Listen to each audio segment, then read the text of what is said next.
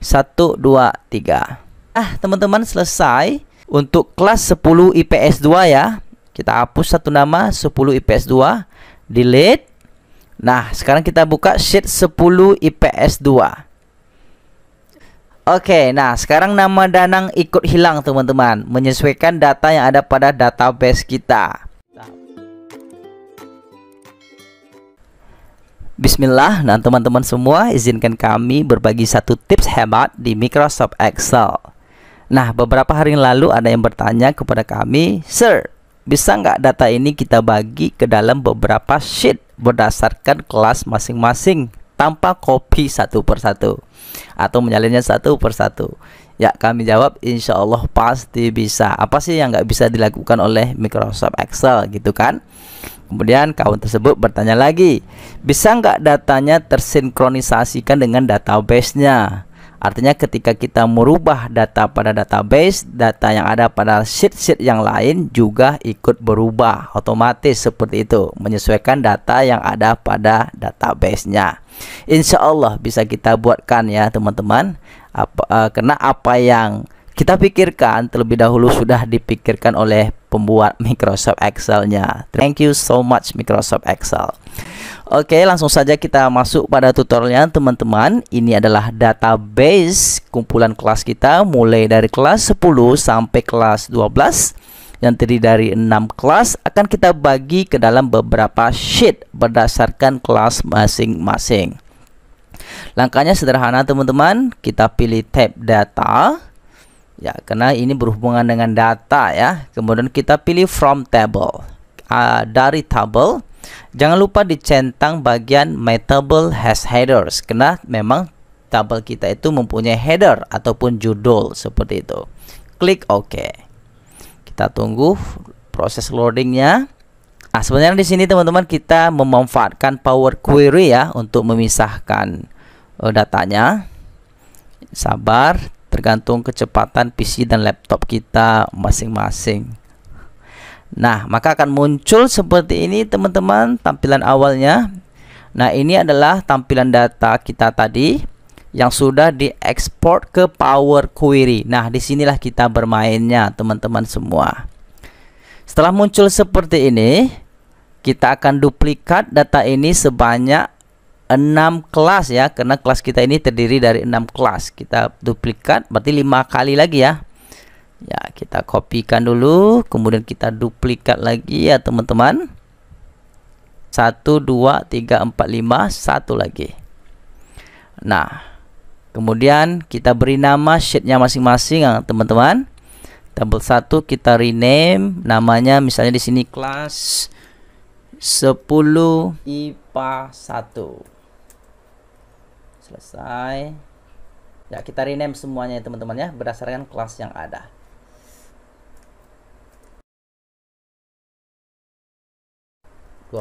IPS 2 selesai.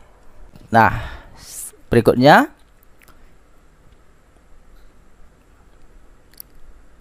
untuk sheet 10 IPA 1 kita select pula yang kelas 10 IPA 1 nya teman-teman.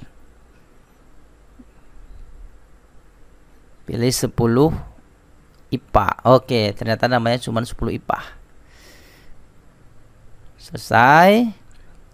Maka yang ditampilkan saat ini adalah kelas 10 IPA saja ya teman-teman. Dari data yang banyak tadi, kita pergi ke 10 IPA 1, lakukan hal yang sama.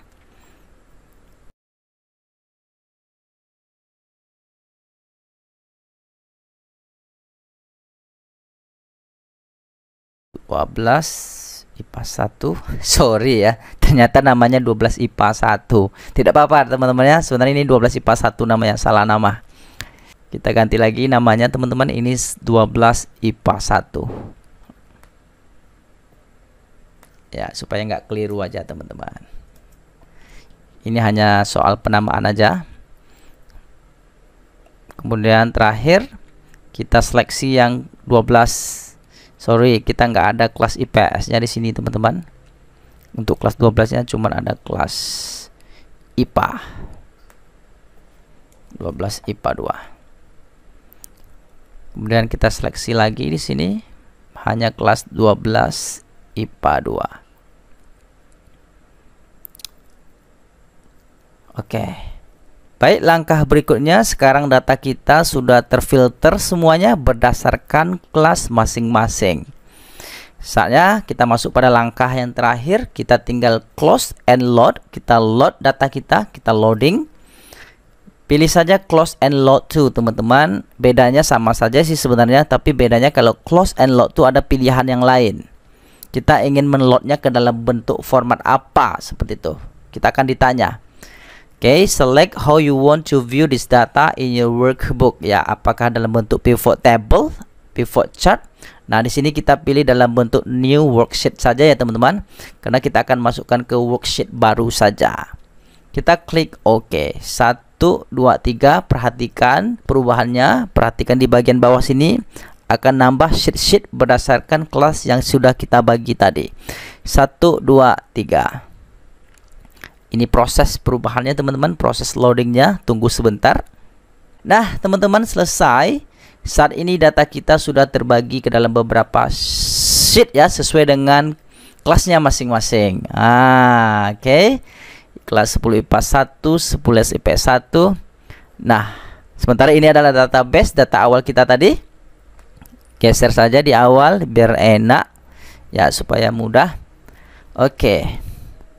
Nah, selesai ya teman-teman. Seandainya tanda ini membuat teman-teman tidak enak melihatnya, kita hilangkan saja table design. Di sini adalah bentuk desain table ya teman-teman. Kita hilangkan centang filter buttonnya. Nah, sehingga tidak ada filternya lagi teman-teman. Ya, lakukan semuanya. Oke. Nah, sekarang data kita sudah terbagi ke dalam beberapa sheet ya, berdasarkan kelas masing-masing. Kelebihan menggunakan Power Query ini dibandingkan dengan pivot table teman-teman.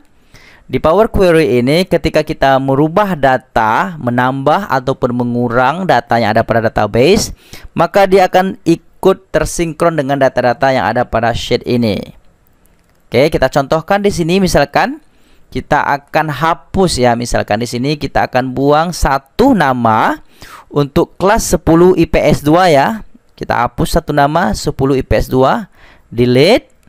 Nah, sekarang kita buka sheet 10 IPS 2. Oke. Kita ambil data tadi teman-teman. Kita refresh terlebih dahulu. Ya, sekarang masih ada nama Danang, kita refresh, insya Allah hilang. Oke, nah sekarang nama Danang ikut hilang teman-teman, menyesuaikan data yang ada pada database kita. Oke, sekarang kita coba tambahkan datanya.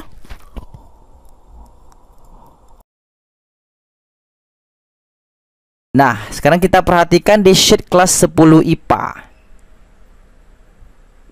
Ya, di sini ya. Kita tambahkan tadi nama Aldi ya. Ya, 10 IPA. Data. Kita refresh. Oke, selesai teman-teman. Nah, sekarang sudah masuk nama Aldi di sini, kelas 10 IPA. Nah, kelebihan menggunakan Power Query ini kita bisa merubah-rubah data yang ada pada database, kemudian sheet-sheet yang ada pada kelas masing-masing ikut berubah sesuai dengan data yang ada pada database kita.